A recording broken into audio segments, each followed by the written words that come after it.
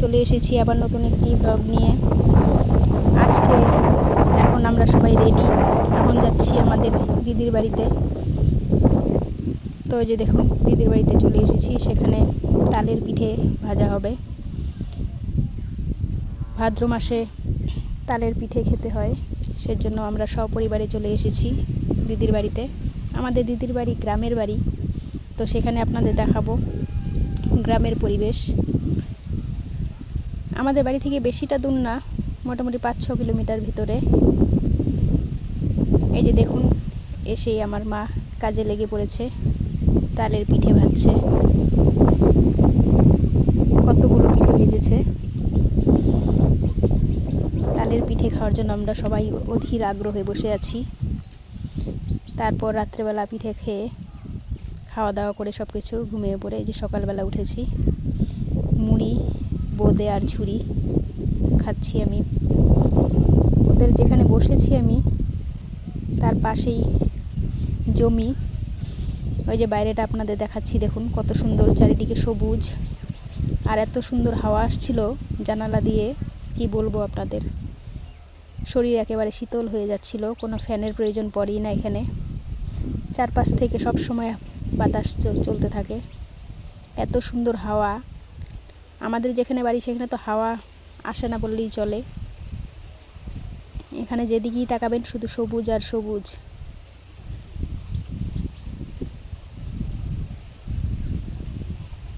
আমি ভাবলাম সবসময় আমি ঘরের ভিতর থেকে ব্লগ করি, তো একটু যাওয়া যাক, দেখানো যেহেতু যাবই।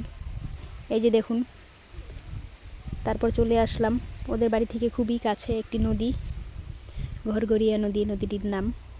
এই নদীদের পাড়ে চলে আসলাম। নদীর পাড়ে আরও এর থেকে অনেক বেশি হাওয়া। আপনারা তো জানেন নদীর পাড়ে সবসময় হাওয়া বেশি হয়। নদীর পাড়ে চারপাশটা ঘুরে ঘুরে দেখছি।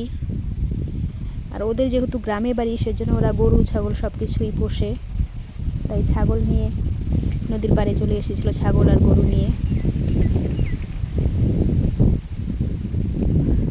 তারপর ভাবলাম এসে এত সুন্দর শাক হয়েছে, ঢেকি শাক, আপনারা চেনেন কি না জানি না।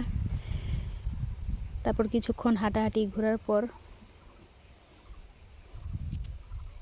শাকগুলো দেখে মন আর মানলো না, শাক তুলতে লেগে পড়লাম।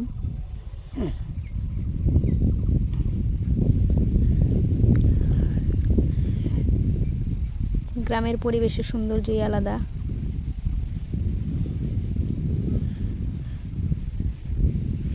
এদিকে জানেন তো শীতকালে প্রচুর কুল হয় এই গাছগুলোতে। এই যে সামনে গাছগুলো দেখছেন, এগুলো কুলের গাছ। অনেক দূর দূরান্ত থেকে অনেকেই আসে এখানে কুল খেতে। শীতের দিনে আপনাদের এখানে এসে দেখাবো কত কি পরিমাণে কুল হয়। আর এই নদীটাতে অনেকেই স্নান করে, এখনও যদিও স্নানের সময় হয়নি। আমি সকালের দিকে এসেছি, দুপুরবেলা হলে দেখাতে পারতাম। যাই হোক, এরপরে কোনো একদিন স্নান করতে আসলে সেটা দেখাবো। ওই যে দেখুন শাক তুলছি, শাক তোলা হয়ে গেছে। ওই যে সামনে লাল শাড়ি পরা যেটা দেখছেন সেটা আমার দিদি, গরু নিয়ে চলছে, আর আমি পেছনে শাক নিয়ে।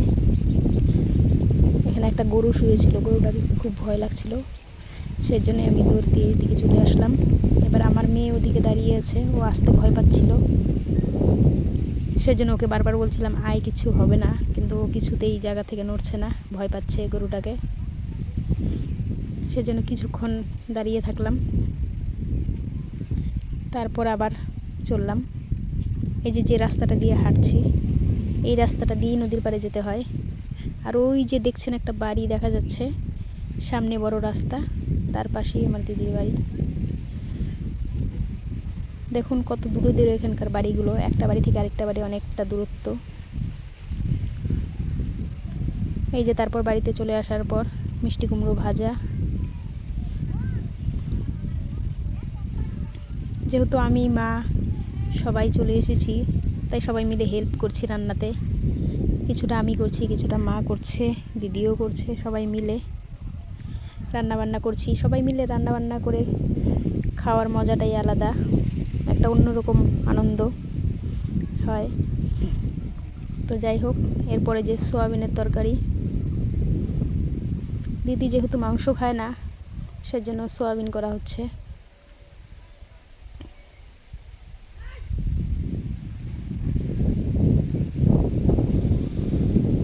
সয়াবিনের তরকারি হয়ে গেলে এরপর মাংসটা হবে। জামাইবাবু বাজার থেকে খাসির মাংস নিয়ে এসেছিল, খাসির তেলও ছিল কিছুটাই, তেলের বড়া হচ্ছে। খাসির তেলের বড়া খুবই ভালোবাসি আমরা খেতে।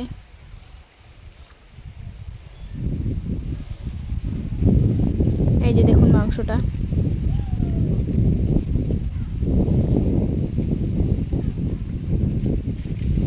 তেলের বড়া ভাজতে ভাজতে দুই একটা বড়া খেয়ে নিচ্ছিলাম, কিছুতেই আর লোভ মানছিল না।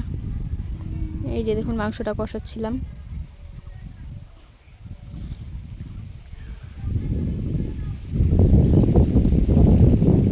মাংস প্রায় হওয়ার দিকেই, কষিয়ে নেওয়ার পর সামান্য ঝোল দেওয়া হয়েছে। খুব বেশি ঝোল খাসির মাংসতে ভালো লাগে না, আর আমরা যেহেতু লোক সংখ্যাও তেমন বেশি না, এই রান্না হয়ে গেল। এরপর আমার পাশের মানে আমার দিদির পাশের বাড়ি একটা ভাগ্নি এসে চুল কেটে দিচ্ছিল। আমি বলছিলাম যে আমার চুলটা একটু সমান করে নেওয়ার জন্য, ভালো চুল কাটতে পারে। মেয়েটা বয়সে ছোট হলেও কাজে কর্মে ভালো নিপুণ, তো আমার চুলটা কেটে দিচ্ছিল। তো যাই হোক, দুপুর হয়ে গিয়েছে, এখন চুল কাটার পর স্নান করে নিব। স্নান টান করে খাওয়া দাওয়া করে একটু রেস্ট করে নিব, তারপর আবার বিকেলবেলা বেরোবো ঘোরার জন্য। আজকে আর ভিডিওটা বেশি বড় করলাম না, এরপর আবার অন্য কিছু নিয়ে ভিডিওতে আসব। ভালো লাগলে ভিডিওটি লাইক কমেন্ট শেয়ার করবেন। আপনাদের কেমন লাগলো গ্রামের পরিবেশ অবশ্যই আমাকে জানাবেন। ভালো থাকবেন, সুস্থ থাকবেন। আবার আসবো নতুন কোনো ভিডিও নিয়ে। এখন এই পর্যন্তই। ভিডিওটা শেষ পর্যন্ত দেখার জন্য অনেক ধন্যবাদ।